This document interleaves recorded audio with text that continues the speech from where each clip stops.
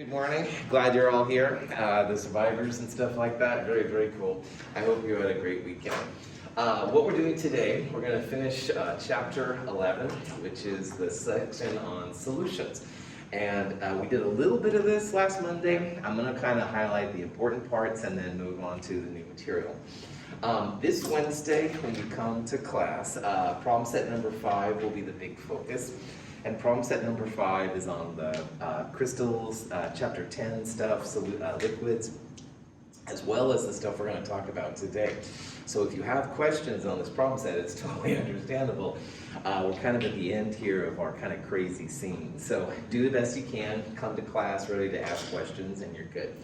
The linear regression and crystals lab, that'll be due Wednesday when you come in. And then we are going to do a lab this week. It's the freezing point depression lab, or molar mass, blah, blah, blah. We are going to do the online version. For different reasons, the tech is just not happening up there.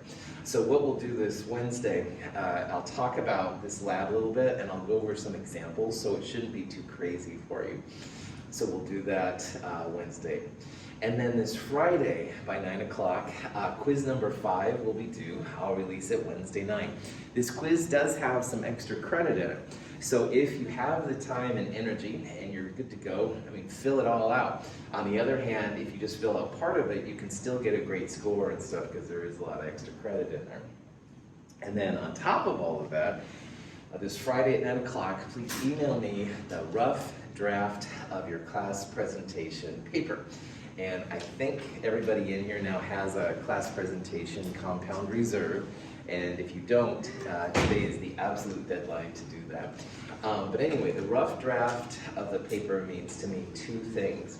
It means you have at least 2 typed pages on your compound, whatever. More is awesome, but at least 2. I want to make sure that you've started it, basically.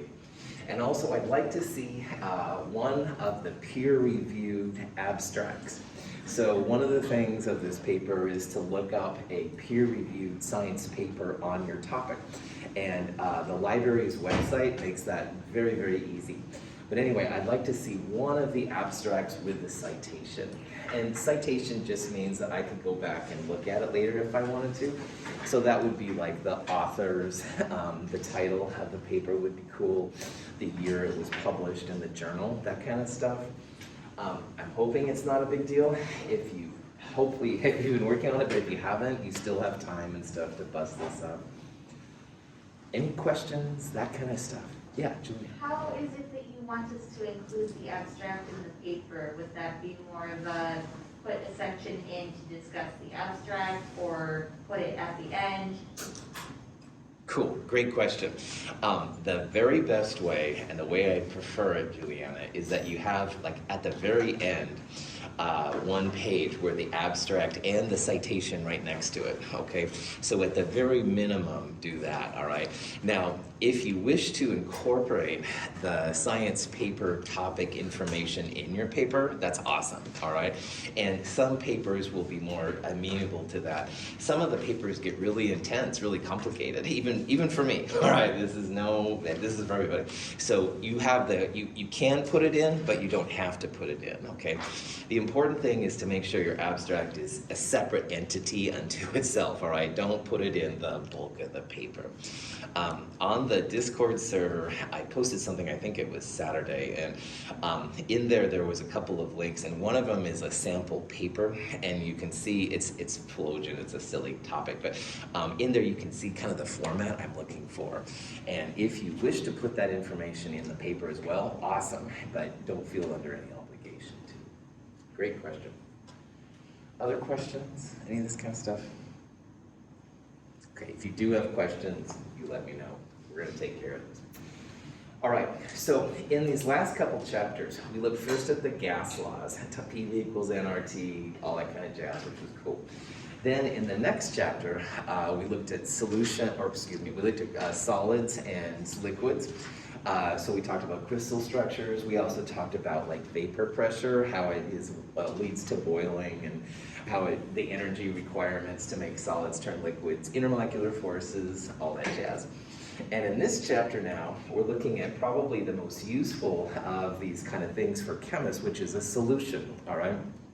And this just is a cheesy example. Daniel's water, I'm assuming it's water. It's good, you know, you gotta have some water every day. But I'm looking over here at Bethany's coffee and going, oh, I didn't have enough caffeine. So a lot of times solutions, which is really what coffee is, are more exciting than the pure solvents like water. And you need water, so don't get me wrong and stuff.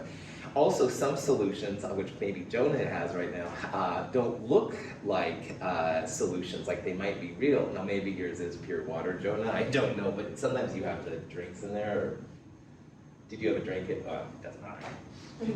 It doesn't, it really doesn't. You're a good man, that's all that matters. Anyway, babbling, enough said. All right, maybe I have had too much caffeine. Anyway. Solutions are what we're talking about now. And solutions have some properties that are quite different from, say, pure liquids or pure solids, pure gases. And that's what we're going to talk about in this section. So a solution is a solute plus a solvent, okay? There's like two pieces to it. All these terms begin with SOL, which I apologize for. Just make sure that you know which of the SOLs you're dealing with. In chemistry, you could have, for example, a hydrochloric acid solution. You could have a copper 2 chloride solution. The part that's listed is the solute. It's the exciting part, all right? It's the part that makes the solution the solution. So I like to think about solutes as the exciting part. That's really cheesy and informal, but it's true. The solvent is the substance which usually is in greater amount. So like, for example, Bethany's coffee drink there has some coffee, I'm assuming you have coffee, caffeine and stuff, but most of it's water, all right? Water is the solvent in this case. In copper 2 chloride, or hydrochloric acid for that matter, water is usually the dominant part, like there's more of it than the solute. Sometimes they say how the solvent's phase is what's kept in the solution, and what that means, for example, here, copper 2 chloride is actually a salt. You can weigh it out with grams. You put it in water, and the solution looks like a liquid, like water was. So that's another way to define what solvent is. It's not real critical. Most of the time in this class, the solvent will be water, all right? In Chem 223, the solvent is almost exclusively water. In this one, we'll have a few non-water solvents, but most of the time it is. In organic chemistry, you'll definitely deal with solvents other than water. So benzene, chloroforms, whatever they're using. So, any questions on that part? Okay. We also talked about when a solution is saturated and unsaturated. When nickel chloride is added to water, it dissolves readily.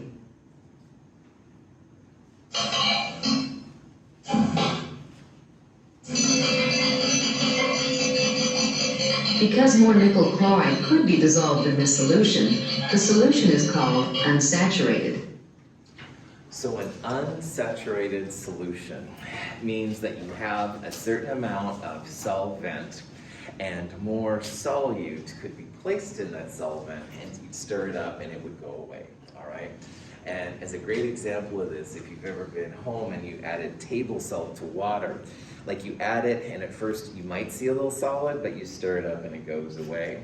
If the if the solute goes away, dissolves, all right, then you have an unsaturated solution. But you will get to the point where you can't add any more solute to the solvent, and you'll see a solid form, and that's what a saturated solution is. When solutions of lead nitrate and potassium iodide are mixed, solid lead iodide precipitates from solution. The liquid remaining in the test tube is a saturated solution of lead iodide. Whenever a precipitation reaction occurs, the solution surrounding the precipitate is saturated with the product of the reaction. Saturation is temperature dependent, so if you heat things up, sometimes you'll get more solute to dissolve than at lower temperatures. Every time you see a solid in water, you can argue that it's a saturated solution. water doesn't have the capacity to dissolve any more solute at that particular set of conditions. We'll talk more about saturation in Chem 223, but just for right now, realize most of the time in this section, we're going to deal with unsaturated solutions, which means that there won't be any solids showing. All right, we could, if we wanted to, add more solute to make them dissolve. But a lot of times in chemistry, when you want to see a solid, you want it to become saturated. You want the solid to crash out. Crash out means that you see a solid form. Any questions? This stuff? Okay. Now, the first of the solution laws we're going to talk about is called Henry's Law. And every time you've opened up a cold one, I mean, seriously, every time you've heard the hiss of a sound, maybe from a soft drink or for 21 and over beer in a can, something like that, that has something to do with Henry's Law. Now, Henry's Law relates to how soluble gas is in a liquid, all right? So for example, this is like a closed container, and what this person has done is they just started opening it up and bubbles started crashing out. And Henry's Law is really great about describing how this all works. In these two pictures, all right, you can see that here we have like a plumber kind of thing. And right now it's high up, so there's not a lot of pressure. But in this one, the person has pushed it down. And you'll see that there are more of these purple molecules in this one than there are this one. The gas is being pushed into the liquid. So Henry's Law talks about the external pressure, the pressure that's placed on the gas. And going from here to here, that pressure of the gas is being increased. And because there are more purple molecules down here in the liquid, we would say that the solubility of the gas in the liquid is greater at the higher pressure. So Henry's Law, S equals Kp. P is the external pressure, like atmospheric pressure pushing down on us all the time. And S refers to the solubility of the gas in the liquid. And the gas doesn't dissolve or anything like that, but it is pushed down in there. And this is super important for soft drinks. If you do buy your beer or pops and stuff like that, sodas, they're definitely concerned about solubility of gases. So people talk about the solubility of the gas in a molarity. And as a reminder, big M is moles per liter, all right? So they talk about how many moles of gas dissolve in so many liters of water. And that's proportional to just a constant K. They're called Henry's Law constants, and they're never numbers you have to know. And P is then the pressure of the gas above the liquid, like how much pressure there is pushing down on the pieces. And again, more pressure means more gas goes into the liquid. Less pressure means less gas is in the liquid. So if you go after the Super Bowl or whatever and you're happy or sad, regardless of which way, you take out some kind of soft drink and you open it up, you hear that sound, all right? Well, the can has a pretty high pressure, and you open it and that lowers the pressure, like the inside pressure goes out. So as the inside pressure is lowered, then the solubility of the gas goes down. Like pressure's on one side, solubility's on the other side. So you went from high pressure in the can to low normal pressure. The solubility of the gas also went down as well. So as the solubility goes down, then you see the gas, you hear the gas, and it's acquainted, of course, with freshness and satisfaction and all those kind of things. Any questions on that? Cool. Here's an example of a pop can. I think it's Diet Coke or whatever. These solubility constants are just numbers, all right? You should pay attention to the units. This is the solubility constant for oxygen. And in this number, it's this many moles per liter per millimeter of mercury. So if your pressure of the gas is in millimeters of mercury, you can multiply it by this K, and you'll end up with an S term, which is in moles per liter. And that's how many moles of oxygen, in this case, dissolve per liter of solution. When a can of soft drink is opened, a whooshing sound is heard, and the solution begins to release bubbles.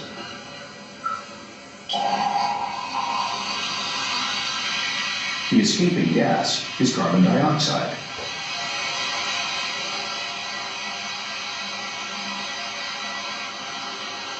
Henry's law explains why the gas leaves the liquid only after the can is opened. If you've ever opened up an old can and you don't hear that psh kind of sound, you're like, oh, this is old. So somehow we've got it ingrained and stuff that carbon dioxide escaping is freshness, and that's another thing to discuss outside of this class. But anyway, what we can do is say, okay, the can has a high pressure, so it has a high solubility. A lot of the gas is in the liquid. On the other hand, then you open the can, you hear that sounding, that's the gas escaping. It's no longer soluble in the Diet Coke in this case, so it escapes out, and after a while it kind of settles down and it's chill. Any questions on that? Okay, so here's a kind of a question you could see. After a can of Diet Coke is removed from the refrigerator, opened and left to stand a while, which of the fest describes the changes that cause the soda to go flat? All right, and again, flat for a soft drink usually means that the CO2 is gone. So it says lowering the CO2 pressure over the solution and raising the temperature, lowering the CO2 pressure over the solution, lowering the temperature, changing increase in salt content. Well, unless you added salt to your Diet Coke, you could throw that right out. It's A, all right? Because you're not only lowering the pressure, all right, by opening the can, and lowering pressure lowers the solubility. So the gas is no longer soluble and it escapes. But also the temperature and stuff is another part of this, all right? Raising the temperature, then you start kicking out the things. So temperature and pressure play a factor in all this stuff. Questions? Okay, now generally, all right, as you add solid to liquid, usually, all right, the solubility of solids will increase the solubility. So if you look at all of these graphs right here, potassium chlorate, potassium chloride, sodium chloride, these are all solids, all right, and as you add them to liquid, like water in this case, all right, then you can see that most of them are going up, like some of them, like sodium nitrate, incredibly soluble. It's not always the case. There are some exceptions. The cerium sulfate compound down here actually lowers its solubility as you increase the temperature. And at the end of Chem 223, we'll see why there are some exceptions down here. But most solids, as you increase the temperature, it makes them more soluble. So that's why temperature can be then a factor in all of this stuff. On the other hand, most gases are less soluble at warm temperature. So it's the opposite of solids, all right? So if you have a carbonated soft drink and you keep it in the refrigerator, it's a lower temperature, your gas is more soluble. On the other hand, in that last cheesy question there I had, I clicker question, most gases are less soluble at warmer temperatures. So if you let your soft drink lay out for a while, its temperature is probably going to go up relative to the refrigerator. The gas will be less soluble, CO2 escapes, and your drink tastes flat, quote unquote. This has implications sometimes in lakes. Sometimes lakes will be able, especially cold ones, will be able to hold a lot of CO2, and then you warm it up, no longer CO2 is soluble, so it escapes. There's some interesting consequences of that. All right, questions on that? Okay. Now, this is cool for gases. Most of what chemists deal with are when you have some kind of more like a solid solute in a solvent, all right? And so what I'm going to introduce here is the term called colligative properties, all right? And colligative properties are properties of solutions that pure solvents and pure solutes don't do, all right? So when you hear about a colligative property, you can literally think about them as solution properties. Colligative properties mean that it depends on the number of pieces dissolved in the solution. That's why the colligative term comes in. And it's not, but just realize that colligative means a solution property. So a sodium chloride solution, like in water, will do things differently than sodium chloride as a pure solute will, like table salt, and it'll do different things than pure water will do too. So when it comes to these solution properties or colligative properties, there's 4 of them that we're going to study. And the 4 colligative properties are vapor pressure, and the vapor pressure we're going to see goes down as a solution relative to solvents. We're going to look at how melting points are affected, and a melting point of a solution is higher than the melting point of the pure solvent.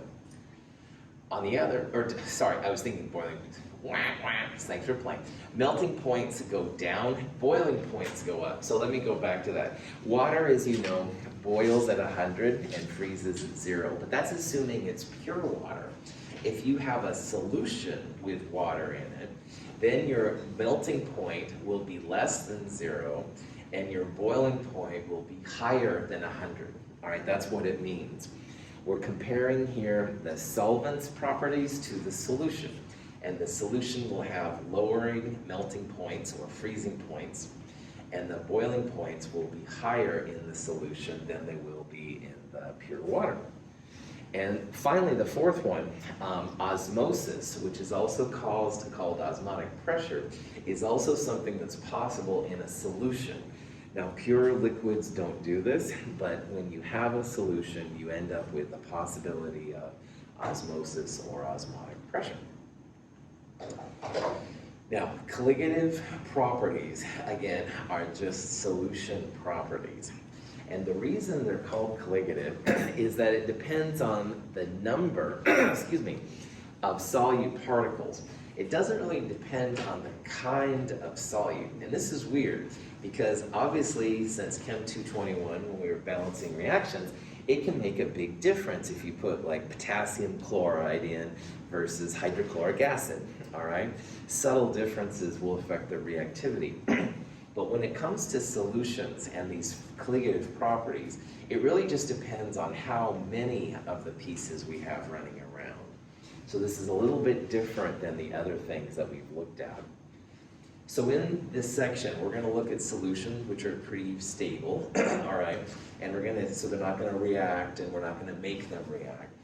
And we're going to be able to describe a lot of their behaviors here based on the number of solute and solvent particles, all right? It doesn't matter if they're acids or bases or TNT in theory. As long as we can keep them stable, then you can use these things to get some pretty cool information out of them. Any questions on any of this? Okay, now up to this point, all right, we have used molarity, which is capital M, for talking about how much of things there are. So M, which is molarity, is moles of solute per liter of solution. And every chapter up to this chapter, and to be honest, every chapter after this chapter, molarity is the king of chemistry, all right? People always talk about moles per liter, and if you have an HCl solution, they'll say like 0.1 molar HCl. Or if you have sodium chloride, you put it in water, maybe it's a 3.0 molar solution, but it's almost always molarity. But in this section, because it's really about the number of particles, number of pieces, then we need some new types of units. So on the next slide, I'm going to talk about these new types of units that are similar to but different than molarity. And after we talk about them, we'll see how we can apply them to these 4 pieces to see what's going on. Any questions? Okay. It's very important in this section that you use a capital M for molarity. All right, and I'll show you why in a little bit. But once in a while, I've caught people using a little m for molarity. That's done, all right, because there's a reason, and you'll see it here in a little bit. Make sure that you use a capital M for molarity. Okay. Now, our new types of units, which work really well for colligative property, there's 3 of them. And the first one is called mole fraction. It's given a symbol which is officially a Greek chi, but it looks like an X, and you can use X, that's fine. And this is mole fraction. And if you have a mole fraction, if you want to find the mole fraction of A in a solution, then you'll have the moles of A on top, and you divide it by the moles of everything on the bottom. So in a 3-component system, A, B, and C, mole fraction of A would be moles of A on top, divided by moles A plus moles B plus moles C. You could also write that, if you want, as moles of A divided by total moles, and that's cool too. Mole fraction is just a number. There's no units associated with it. It's moles over moles. And unless you have pure A, then mole fraction will always be a number less than 1. Because as long as it's not mole A divided by just mole A, then mole A divided by all this will be a number less than 1. So mole fraction, moles of what you're looking at, moles of the good stuff, divided by moles of everything else. And again, it's just a number. Now, molality is the reason we can't use small m's for molarity anymore. And darn you, molality. But anyway, molality, which is little m, is kind of similar to molarity, but it's a little bit different. So up here, I'm going to put little m, which is molality.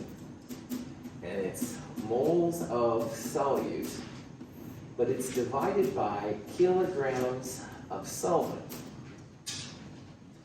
And if you look at molarity now here versus molality, molarity was moles of solute in the top, just like molality was moles of solute in the top. But the bottom is where the differences are. In molarity, we have a volume, liters, and it's solution. It's solute plus solvent. In molality, it's not solution, it's just solvent, all right? So it would be like the water in hydrochloric acid solution, but not the hydrochloric acid. Also, it's kilograms. It's a mass of a solvent in the bottom versus a volume of the solution in the bottom. And that can make a little bit of a difference, as we'll see. But the important thing for right now, big M for molarity, small m for molality. And then the third and final of these new types of units is called weight percent, all right? And a weight percent is a weight based on mass. So weight percent, that would be, for example, grams of A divided by total grams. But this one now, you multiply by 100%.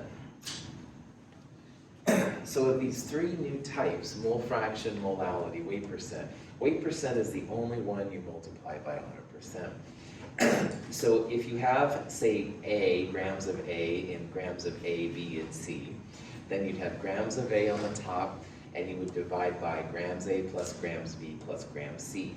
So grams over grams is also unitless, but this one you do multiply by 100%. And again, as long as you have more than just pure A, weight percent should be a number less than 1, or 100%, excuse me. I'm gonna start advertising this handout right here. It's on the website. It's called Concentration Units Handout. And there's going to be some math in this section, and this concentration units handout has examples of how to go between the different kinds of units. And in a nutshell, you're going to see that going between our 3 new types of units, like mole fraction to weight percent, or weight percent to molality, etc., those aren't too bad, all right? But when you want to go from the king of the units, molarity, into one of these, then there's a little bit more instructions involved, and it's all stuff you can do, but it's a little tedious. So I created this handout to try and give you examples of how this process works, and I do recommend you see it, as if you have nothing else to do with your time, I know. Sorry. Questions? Okay. So here's an example of how this process works. Let's say we wanted to find the mole fraction of urea. So mole fraction is moles of the good stuff divided by total moles. So in this case, that would be moles of urea on top divided by total moles on the bottom. So in this problem, we have 1 mole of this urea, which is this compound right here, and we have 15 moles of water. So to write this mole fraction out, moles of the good stuff, urea, 1 goes on the top, and in the bottom, you put the total moles. So that's moles from solute and solvent. So you put 1 plus 15, you put 16 in the bottom. So you can do this math if you want, or you can just look at it. Either way is fine. 1 divided by 16. Put this in your calculator. Mole fraction 0.063. That's how you would do a mole fraction. Now remember, you can go from grams to moles using the molar mass. So water, 18 grams per mole. 270 divided by that is how I calculated this number right here. And urea, I believe, is 60 grams per mole. That's why I used that number. So 60 grams divided by 60 grams per mole gives you 1 mole. Any questions on that? Okay. So let's do an example problem with ethylene glycol. And glycol, if you remember, is an example of a diol. It's a 2-OH system. Ethylene, ethyl means 2 carbons, so there's an OH off each carbon like that. And let's say that we take 62.1 grams of this ethylene glycol and we put it in 250 grams of water. Well, from this information, we can calculate mole fraction, molality, and the weight percent of the ethylene glycol. All right. So this is a kind of problem you might see. We're putting so much solute, ethylene glycol, in so much solvent, water. Again, most of the time water is going to be our solvent. And from that, we can use these definitions then to calculate mole fraction, molality, weight percent, stuff like that. Any questions on that? Okay. So the molar mass of the solute and the molar mass of the solvent are both going to be helpful here, because as you can see from these definitions, we've got moles and we've got grams. So inevitably there's going to be grams to moles, moles to grams kind of stuff. The other thing that's really important in these problems is identifying solute and solvent. And most of the time, water will be our solvent, all right? It's not all the time, but most of the time it will. So in this case, water is our solvent, and 62.1 grams represents the solute. And then, of course, the solution would be these two mixed together. Any questions before we start? All right, so in a problem like this, you might as well turn all of your grams into moles and all your moles into grams, and you'll need them all. So the first thing I did in this problem is I took 250, which is the 3 sig fig number, and I divided by the molar mass of water.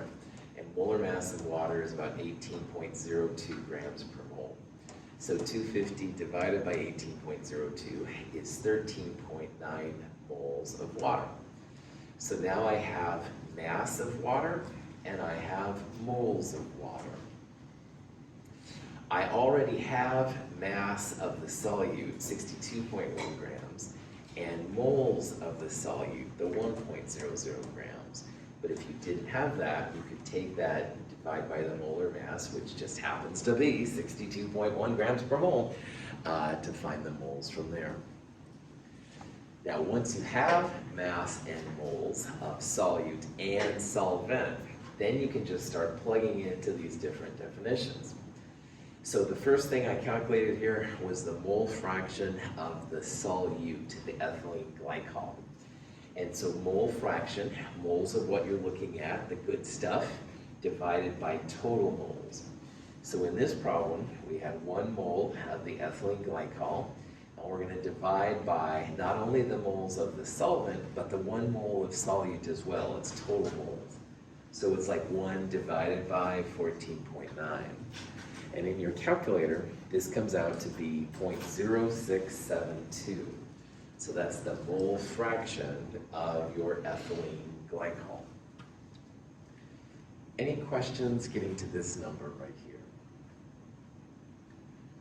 Now, this is the mole fraction of the solute. We're going to see that sometimes it's nice to think about mole fraction of the solvent. So in this case, that would be mole fraction of water.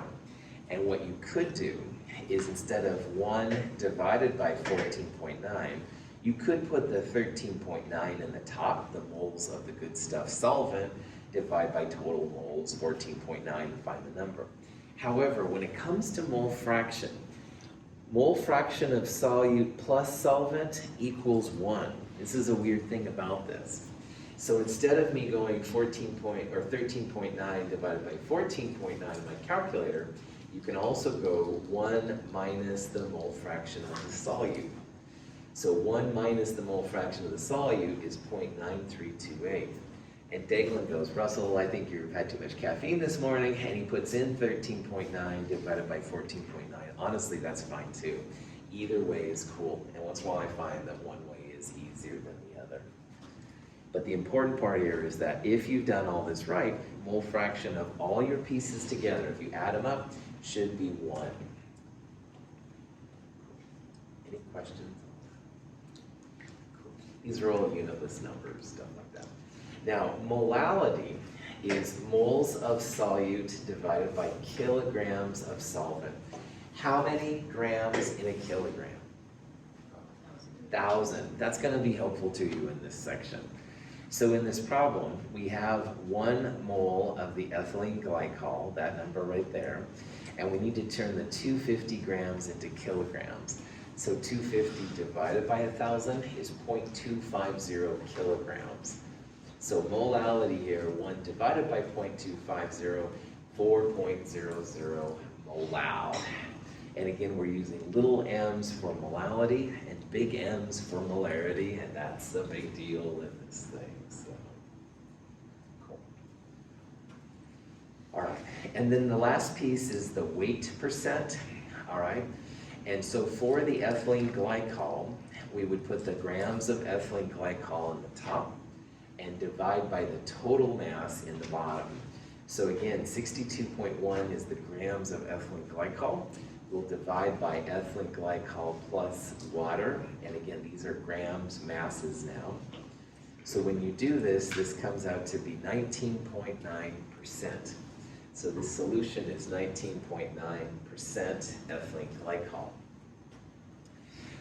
Down here I have a small advertisement. If you wanted the mass percent or weight percent of the solvent, you could put 250 in the top and divide by 62.1 plus 250 times 100%.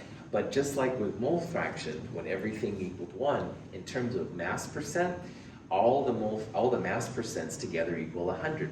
So 100 minus 19.9 gives you the mass percent of just the solvent, water, 80.1. And again, any one of you doubt me, it's totally fine.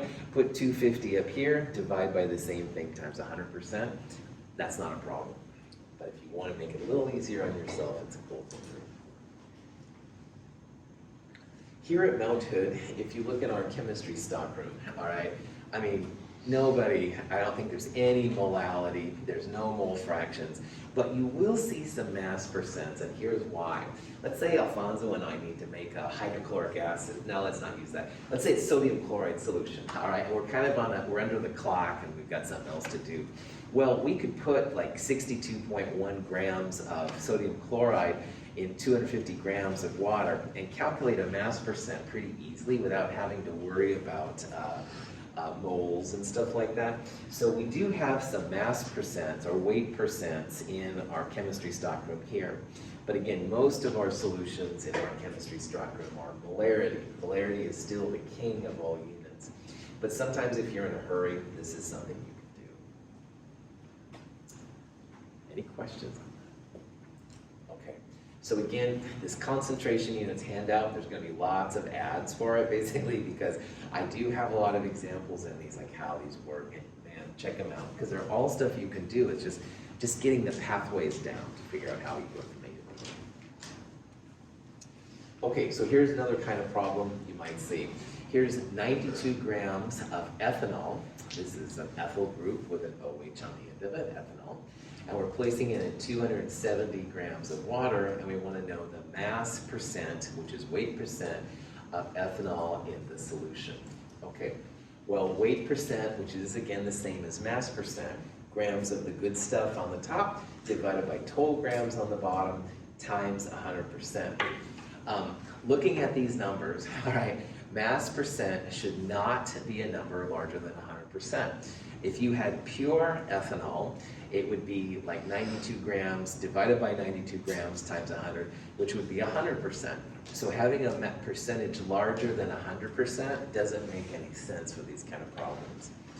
But after that, what you would do, 92 grams on the top, and you would divide by 92 plus 270 in the bottom, and then multiply by 100%. And if you do this, you get 25.4% ethanol. So instead of talking about a molarity of an ethanol or something like that, you could talk about a mass percent or weight percent of ethanol. Questions on that? Another silly thing, I'm talking mass percent and weight percent, and I apologize for that. Weight percent, weights are officially based on the gravity of the planet you're on. And so a weight technically is affected by the Earth. Like you weigh differently on the moon and you would weigh differently on Mars because of the gravity constant. Mass is something that's pure. Grams are the same anywhere you go. So that's why pounds for us to like weigh ourselves works on the Earth, but if you go to Mars, it's all going to be messed up. Grams and kilograms, on the other hand, should be pure. So in this class, I am kind of interchanging mass and weight because, let's be honest, we're making all our measurements on the Earth. All right?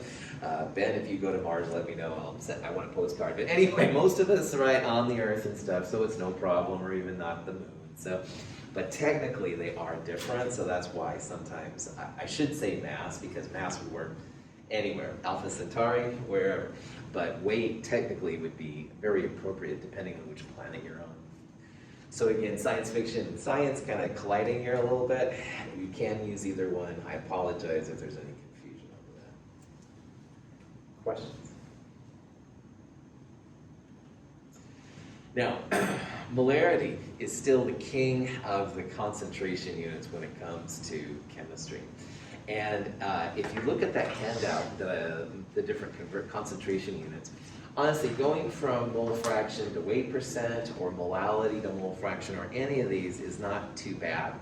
These three are pretty interchangeable if you just follow the way that they work out. But molarity, there is some special techniques that we need to do. And it's mostly because, first of all, we have a volume term. A liter is a volume and a kilogram is mass, all right? So if you go from a mass to a volume, you need a density, all right? The density of the solution. So if you see a problem, something with molarity from mole fraction, you have to have this density, and I'll show you how this process works. Density is usually in grams per milliliter or grams per centimeter cubed. And of course, molarity is per liters. How many milliliters in a liter? 1,000, good. So there's 1,000 grams in a kilogram and 1,000 milliliters per liter, and you'll use that in this section. The other thing though is its molarity is liters of solution. And solution is solute plus solvent. So before you can use the solution density, you've got to figure out like the mass, the grams of your solution, and turn that into volume of solution. So you'll add the things together. So just realize here that molarity is a little different, and I'm going to show you how this process works, but I highly recommend that you just practice this a little bit to get it down. It's all stuff you can do. This isn't, calculus or anything like that, but it is a little tedious and stuff. So just FYI, practice a little bit if you can. All right, so let's look at an example of how this process works. Let's say that we have a sodium hydroxide solution, and it's 10.7 molal. And again, remember, little m means molality, and big M means molarity. We're going to take this 10.7 molal solution and convert it into mole fraction, that's that little x chi thing, weight percent, and molarity. But in order to do molarity, we need the density of the solution, all right? So this number, 1.33 grams per centimeter cubed, is going to be helpful when we turn the molality into a molarity. We won't need this number as we go from molality to mole fraction or molality to weight percent. But when we do molarity, we will need this value. Also, what does aqueous tell us about the solvent here? Water, that's right. So if you see anything about aqueous, that just means you're in water. All right, water is going to be the solvent. The solute is NaOH. The solvent is water, and the solution is NaOH plus water. Okay? So any questions on that before we go? All right. If you are starting with a molality, you need something to kind of start the problem.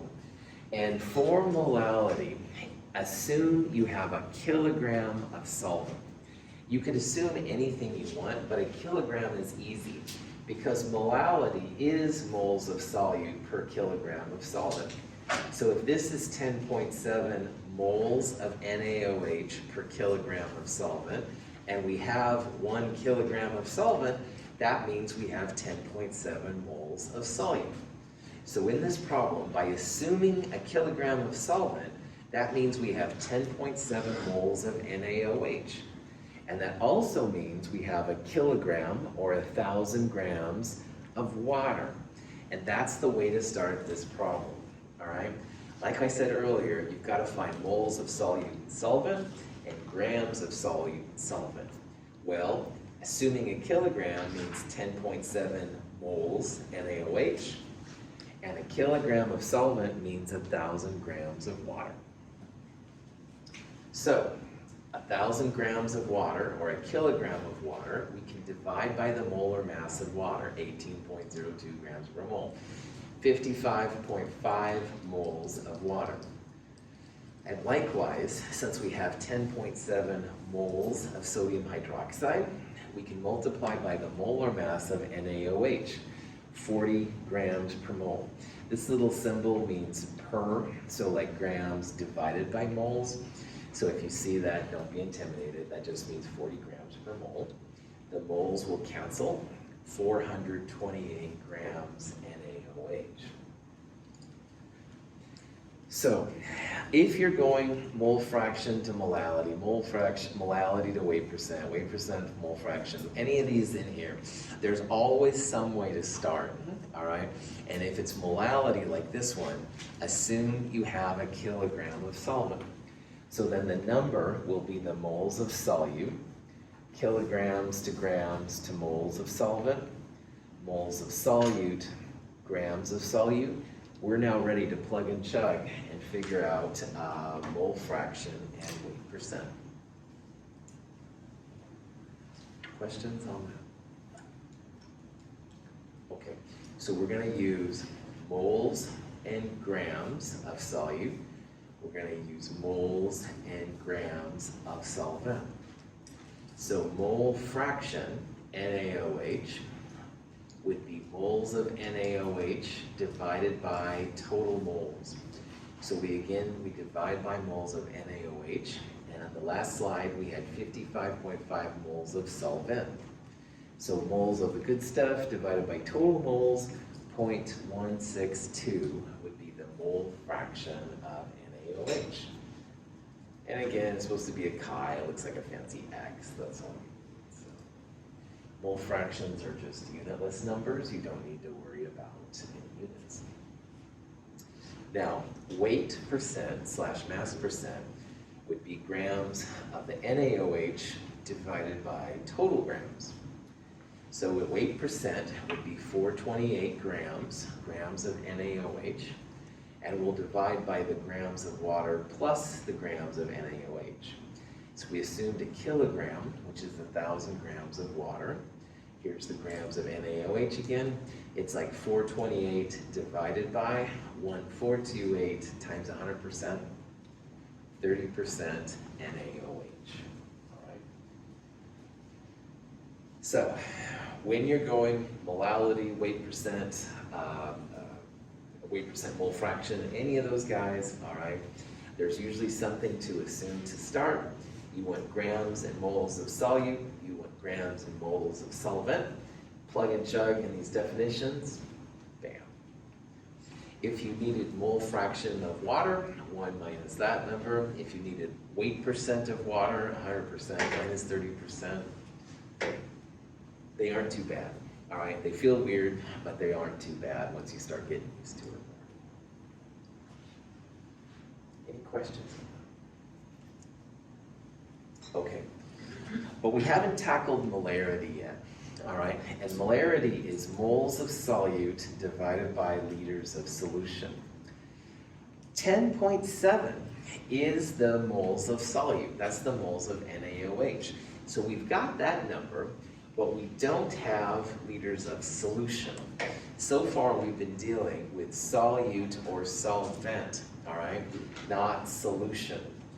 So on the next slide, what we're gonna do is we're gonna take the masses of both the water and the NaOH, which are those two numbers right there. That's gonna give us, we're gonna add them together, that's gonna be the grams of solution. And grams of solution divided by the density of solution is gonna give us the volume of the solution in centimeters cubed or milliliters. And we can turn that into liters. Moles of NaOH divided by the liters is going to give us molarity. So, 1,000 grams of solvent, is where the kilogram came from. 428 grams of solute is what we calculated. So the grams of the solution, solute plus solvent, 1,000 plus 428, 1,428 grams of solution, just both of those pieces together. And solution is what we need because these numbers here, these densities, are going to be the densities of the solution. It's not water, it's not NaOH, it's the NaOH solution, solute plus solvent. So if you take that number, divide by the density, the grams cancel. A centimeter cubed and a milliliter are the same thing. So this comes out to 3/6 to be 1,070 milliliters. Or if you divide by 1,000, 1.07 liters. And molarity, the king of the units, moles of solute divided by liters of solution, 10.7 moles NaOH, moles of solute, divided by liters of solution, 1.07 liters. Molarity, 10.0 molar. 10.0 is the molarity of this particular piece. On the last slide, I don't remember the number, but one way you can check yourself on these problems is that molarity is almost always less than molality, all right? So if you look back, I don't remember the number because I have short-term memory. Oh, 10.7 mol, part of the problem. Anyway, we're having a good time here. So the molality is almost always greater than the molarity, all right? It's very, very rare for them to be equal. So whatever number you calculate here, it should be less than this number, less than the molality. And that's a nice way to sometimes check yourselves on these. If you have a super, super dilute solution, then they can be about the same, but that's very, very rare. So if you've done this right, molarity should be a number that's less than molality. Again, this handout will have different examples of this process so you can follow along. I gave you pretty good steps on some of them, and then some of them I kind of say, okay, here's the answers, get them, you know, and so you can follow the steps to figure it out. Any questions on that? Okay, this is a good place to take a break. It's about 9:55, so around 10:01 or so, we'll start back up.